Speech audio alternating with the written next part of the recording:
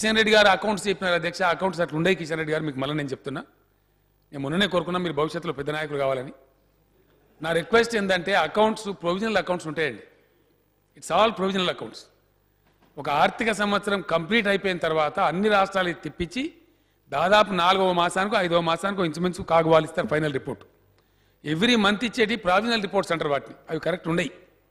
చాలా ట్రెండ్స్ మారుతాయి, ఓ న్యాచురల్ కాలమిటీ వచ్చినా మారుతాయి, కేంద్రం ఒక కొత్త ఇనిషియేటివ్ తీసుకున్నా మారుతాయి, ఒక కొత్త పథకం వచ్చినా మారుతాయి, రకరకాల కారణాల వల్ల కూడా మారుతూ ఉంటాయి. అది కరెక్ట్ కాదు. ఇంకోటి కిషన్ రెడ్డి గారు ఇంకో మాట అన్నారు అధ్యక్ష, ఓట్లు ఆకర్షించే పథకాలు ఖర్చు చేస్తారు గ్యారంటీ అయితే అధ్యక్ష. మేము రాజకీయ పార్టీ అయితే కదా అధ్యక్ష, మీరేం పని చేస్తారంటే ఇప్పుడు ఇండియాలో ఓట్లు ఆకర్షించకపోతే రాజకీయ పార్టీ ఎందుకంటే నాకు అర్థం కాదు. ఖచ్చితంగా ఆకర్షించాలి, మన పని అదే.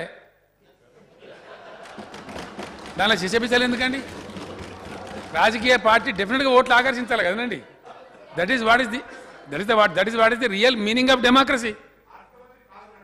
నేనేమంటున్నా అంటే ఆర్థిక మంత్రి గారు కరెక్ట్ చెప్పిండు ఆయన, మీకు గంతవరకే మీరు అనుకున్నారు కానీ క్యాపిటల్ ఎక్స్పెండిచర్ ఉంది మా దగ్గర అని చెప్పిండు ఆయన. ఇప్పుడు నేను చెప్తా వివరాలు మీకు. మీరు ఒక పార్శ్వం చూస్తున్నారు, ఆయన రెండవ పార్శ్వం చూడమని చెప్పింది మీకు. నేను విన్నా ఆర్థిక మంత్రి గారు చెప్పింది ఛాంబర్లో. ఓట్లు ఆకర్షించకపోతే ప్రజాస్వామ్యంలో రాజకీయ పార్టీలకు అర్థమేముంది అధ్యక్ష? అర్థమున్నదా? ఎందుకండి ఇవన్నీ హిపోక్రసీ ఎందుకండి?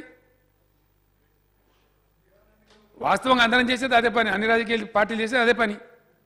చేయకపోతే దేర్ ఇస్ నో మీనింగ్. అధ్యక్ష, ఎక్కువ శాతం ప్రజలకు మంచిగా ప్రవర్తించి ప్రజల సంక్షేమం చూసి వారు కోరే అభివృద్ధి చేసి ఎవ్వరు ఎక్కువ శాతం ప్రజలను ఆకర్షిస్తారు. ఏంటండి వీడియో నచ్చిందా? అయితే ఓ లైక్ వేసుకోండి, లేదంటే ఓ కామెంట్ చేయండి. ఎప్పటికప్పుడు మా వీడియోస్ చూడాలంటే సబ్స్క్రైబ్ చేసుకోండి.